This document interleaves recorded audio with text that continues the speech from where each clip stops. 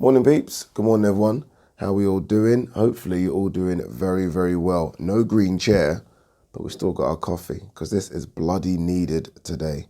Needed. I'm shattered, people. I can't lie, your boy is shattered. There's nothing left. There is no more energy. I'm done. Done. I'm so tired. It's a joke. You know how tired I am? I'm a greedy fucker. I'm too tired to go down and get breakfast, and it shuts in 15 minutes, so it's not happening. That's how tired I am today. It's been a long 5 days. It's not, you can hear my voice. It's been a long 5 days, not just 24 hours, a long 5 days.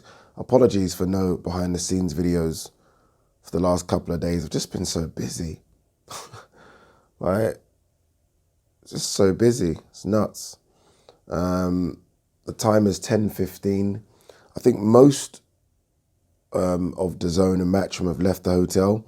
I think some have got flights to Barcelona. Some have gone back down to London. Some have flown out to America.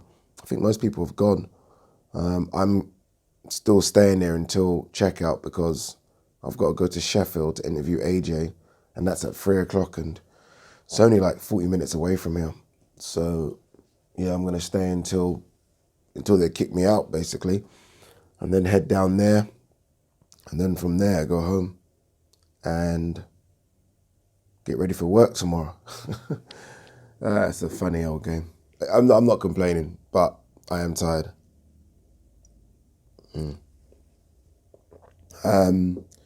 Yesterday, yeah, like this video is going to be all over the place, so apologies. But I'm going to start at the top because it's only right we start with Josh Warrington, Lara. Yesterday, I've been to loads of fights. I'm guessing a few of you have been to loads of fights as well. Yesterday, when Josh Warrington came out, bear in mind I've been to a few AJ fights. I have not heard an atmosphere like that ever. Ever. Not like this year or the last 10 years, ever. Now, I wasn't lucky enough to go to a Ricky Hatton fight, but there was something about it yesterday. Like, I knew it was building up to some madness. Because when Katie Taylor came out, I was like, okay, this is starting. This is Katie Taylor. I mean, yes, her dad's from Leeds, but she's not Leeds like Josh Warrington. As soon as they saw Josh Warrington on the big screen, fucking hell. When Josh Warrington, he done like a really long loop round and he went on this kind of elevated platform, there were 20,000 in there. And I remember thinking, this sounds like 100,000. And the reason I remember thinking that is because I've been at an AJ fight which had 80,000, 90,000. So I've been around what that kind of sounds like, and it sounded exactly the same. They went nuts. Nuts. Jesus. I remember, I think I was screaming ringside. I think I was like screaming like, this is incredible. Like, just incredible. By the way, we might get bothered by room service, and my phone is on as well because I'm expecting a very important phone call. So apologies if we get interrupted by both, but we'll still continue. Yeah, I just thought it was the greatest atmosphere I've ever experienced. And I'm happy I experienced it because I watched a Josh Warrington fight on TV, and there's someone that is in our team that is from Leeds, and they're like, wait till you see this. And I was like, all right, I've been around boxing, I've seen atmospheres, and he was right. He was right. It was just incredible. Like, there was a few fighters ringside. So Jessica McCaskill was ringside, and I done a little interview with her, and she was like, this is unbelievable. Unbelievable. Granados. So I spoke to Granados. Granados was in the bar after his fight with Conor Benn having drinks. And he was like, that's nuts. Bear in mind, this is Granados that's been around the big Mayweather fights, fought Broner, atmosphere, it's been in big fights, Broner. He's been on the undercard of big fights as well, but he was like, this is incredible. And it was incredible. And that's why it's such a shame the way the fight ended. It really is such a shame. I do think, though, that, and this is not, I don't want to label all the fans a certain way, but I do think if Josh Warrington lost last night, I was already looking for the exit door. I'm not joking, I was already planning, all right, how do I get as close to the exit door as humanly possible if he loses? So in a way, I'm obviously gutted about the way the fight ended, but I was like, thank God, because that place could have gone off. Like, there was a few fights in the crowd, and that place could have gone off, put it that way. But yeah, the best atmosphere by far. As for the fight, it was starting to warm up. I was ringside with Bellew, Barker, Chris Lloyd, and Michael Buffer, and we were all like, "Whoa!" Like Josh should not do what he's doing now, which is get into a shootout. And this is what we thought was going to happen because of the crowd. The crowd were going to sort of really rile him up, and he's going to get into a shootout. And he was getting into a shootout, and it's difficult to say after in a couple of rounds how you thought the fight was going to play out, but it looked like Mauricio Lara was comfortable in taking Josh's shots, and we've known and we've seen in the past that Josh isn't comfortable taking Lara's shots. So I was concerned, very, very concerned. And then obviously a couple of headbutts. Were they accidental headbutts? Yeah, I mean, heads were rubbing and clashing, but it's just disappointing, isn't it? It really is. Like, it didn't even look bad. It looked like a little nick, and then it just opened, like, very quick. So they'll do it again. They'll do it again, and it will sell out again. It might be even a bigger arena. Honestly, it might be something even bigger. I don't know what the First Direct arena holds. I think that might be a tad bit more. Then they might do it there. It might even go Elland Road, but they'll do that fight again just because there is needle and there's unfinished business. Some might say he doesn't have to do it again. You know, he could go Lee Wood route. He could go Kid Galahad route, but I don't know, man. I think do it again. Let Lee Wood fight Kid Galahad, Warrington fight Lara, the winners fight each other. You could almost have a little mini tournament over here. You really could. So I'd go that way. Katie Taylor, let's move on to that. Unfortunately, there's not much to say about Warrington, is there? Katie Taylor versus Jennifer Han. Was it a knockdown? Honestly, it was so difficult to see. I'm like doing little interviews. You guys would have seen that. And I'm trying to watch the fights. It was difficult. You know, Katie Taylor's been in some wars, you know. Like, I don't think, we talk about, like, and I don't think Katie Taylor is shot worn at all, by the way, but she has been in some very, very tough fights. The Delphine Pursoon fights were tough. Even that Christiana Linadatu, tough. Tasha Jonas, tough.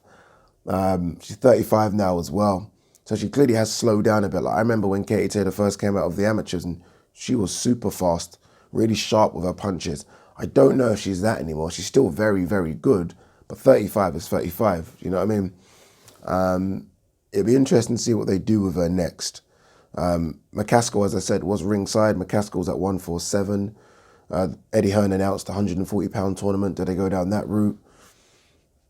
Don't know. Unless she fights the winner of the tournament. Look, so she could either take another easy fight or rest, because she has had a busy 12 months. See how this mini tournament plays out and fight the winner of that mini tournament, or go up to 147 pounds and take on Jessica McCaskill, who she beat in 2017 for all the marbles at 147. That will mean she's a freeweight world champion. I think she might do that. Or the final option, sorry, my voice is so fucked. The final option is a crossover fight with either Cyborg or Amanda Nunes. Don't know how much. Or the final one, Amanda Serrano. The good thing about everything I just said there is that Katie Taylor has options. The worst position you want to be in as a boxer is to be very, very good and have no options. Still got this on. Hate these. They make them so tight. You've actually literally got to cut it off. Yeah, she's got options. That's the best thing. And all of those options I just said are big options. Serrano's a big option. That's a big money fight, especially in America. Jessica McCaskill, it's a big option because it's another undisputed fight in another weight class. The winner of the 140-pound option, that's a good option. So there are good options. So she's good. She's good right now. Conor Benn, Adrian Granados. Don't know what to make of that fight. And I watched all of that fight. I don't know what to make of it. I did think that Granados was very slick, made Conor Benn miss a lot, and Conor Benn was loading up quite a lot, trying to take his head off. Yeah, just literally tried to take his head off every single punch. Yeah, and maybe they need to kind of look at that a little bit. But Granados is quite smart. Again, this is a guy that's been in with a lot of good fighters. He knows how to survive. He knows how to be slick, and he was slick. He was slick with his stuff. I spoke to Granados after the fight, as I said, in the bar downstairs, and he says he wished that he kind of put it on Conor earlier. So sort of round 6, I say early, he didn't really put it on him at all, but he wished he put it on him earlier. I think if he put it on him, he would have got hurt. And I think he almost went into survival mode very, very quickly and didn't want to stand there and trade. And people might say, well, why would he? Well, he wasn't going to win fighting on the back foot. He wasn't going to win fighting on the outside. He needed to get in there and at least do something to win those rounds. And he wasn't doing nothing to win the rounds. I thought the scorecards were obviously ridiculously harsh. I think he maybe had a share of a few rounds, but I mean, if you're not doing anything, if Conor's the one on the front foot, regardless of you making him miss isn't winning the round. Do you know what I mean? The aggressor, if that's what you like as a judge, is still Conor Benn. So, I don't know. I think Granados will wake up and be disappointed. I think he'll be disappointed that he didn't really go for it. Not just because, I think he still would have been beaten anyway, but there's, you know, it's like over here, if you go for it and you impress the crowd, Eddie will bring you back. And it's another fight against another 147 pounder. Maybe it's Josh Kelly. Maybe it's Mickinson, which would be an awful fight, but maybe it's a Michael Mickinson. You've got to put yourself in the shop window. That's what you've got to do. I think Granados is going to be 33 soon. You know, where are the other big fights for him? As for Conor Benn, I did hear whispers ringside about potentially Victor Ortiz. Like people were starting to say, oh, is it Victor Ortiz next? Victor Ortiz. So they might be going down that route. Remember, Victor Ortiz lost to Guerrero, but looked very aggressive and is a name. Yeah, that's interesting. Like you think, why wouldn't you go for the winner? I remember watching that Ortiz-Guerrero fight and thinking, you know, one of these two would be good for Conor, but I don't think you should go to the loser. Guerrero's got a name himself. Maybe they think that Guerrero will just maybe ask too many problems. Like Ortiz will be good for 5 or 6 rounds. If Conor's still there, then Conor should win. Maybe Guerrero's maybe just too good a championship fighter. Maybe. I don't know. Fight of the night, Maxi Hughes versus Straffon. Performance of the night as well for Maxi Hughes. I thought Straffon would beat him. I can put my hands up. I thought Giovanni Straffon would beat Maxi Hughes. Maybe I was too high on Straffon after that fight against Tennyson, where maybe he caught Tennyson cold. I'm not sure. But credit to Maxi Hughes. I mean, you talk, that's a fucking Cinderella story. This guy was going to retire after Sam Bowen. He was going to retire after that loss.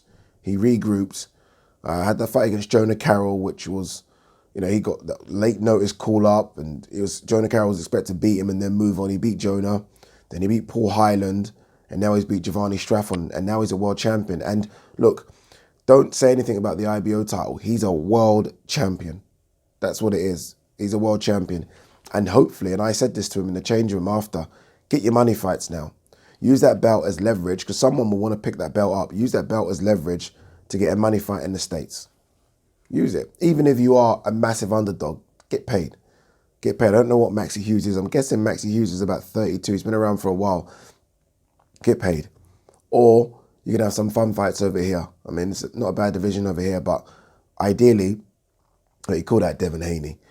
Devin Haney's not going to take the bait, and Devin Haney's not going to care about the IBO title, but you never know, right? You never know. If Eddie's struggling to find Devin Haney opponent, I mean, he beat Giovanni Straffon. Giovanni Straffon was linked to those fights. Giovanni Straffon was linked to big fights in America if he beat Maxi Hughes. So why not Maxi Hughes now? Why not Maxi Hughes? I will say this, very, very disappointed in Giovanni Straffon. Very. From the first couple of rounds, I was like, what? Who is this guy? Like, is this his twin brother? Like, honestly, he looked really bad. He looked really, really bad. But yeah, maybe that's because Maxi Hughes was very, very good and very aggressive, but I expected a bit more from Giovanni Straffon. Ebony Bridges versus Malise Gangaloff. Everyone that I spoke to thought Malise won. Everyone. Close, but everyone thought Malise won. At best, a draw. No one thought Ebony won. They thought it was either Malise win, draw, or that's it. There's no other or, sorry. That was the only two options. Again, it was difficult because I was doing some stuff ringside, but I have watched the highlights back, and it looked like Ebony was landing the power shots, but Malise was landing more of the scoring shots, more of the technical shots as well. Looked very good and very light on her feet. Ebony looked like she was winding up a bit like Conor Benn was doing, but I don't know. I still have no idea, and I hate it, as to why the referee scores the fight. Makes no sense to me. This is not, I mean, they still do that in some fights, but it just makes no sense. That's actually a big fight. Malise Gangaloff is a French champion. You know, she's not A 4-round fighter coming up. She's a French champion. Why is the ref calling her fights like that? It should be judges, even if it's a judge, just one ringside. Let a judge call it. I don't like when a ref calls it because I feel like you have a bit of bias in there. She came out, Ebony, obviously she's a fan favourite of the leads, and I think those things, I think the referee takes everything into consideration. Like, not on purpose, but it just sinks in. Like when Ebony lands a shot, the crowd go crazy. Do you know what I mean? And I feel like the ref shouldn't do that. So, yeah, disappointing for Elise Gangloff. But look, she will walk out the ring knowing she won that fight. And almost a bit like what I said with Granados not showing his best, Melise showed her best, and she will get more fights. She'll come over and get more fights. She showed very good, I think, very good arsenal against Ellie Scottney, which is too small, and she beat Ebony Bridges. So, yeah, a couple other fights on the card. Hopey Price won. Good luck to him. Beat Zahid Hussein. That was a Yorkshire derby. He needs a rest now. He does. Obviously, he fought at fight camp. He said I said when I saw him backstage, he's got a cut under his eye, or sorry, above his eye. I said, surely you're gonna have a rest now. Like, have a rest, enjoy life for a little bit. He said, no, he wants to be back out in December. So he's gonna be back out in December. Good luck to him. Good luck to him. Guys, yesterday was very, very tough for me, you know. Obviously, I did. I got to the arena at like 12:30.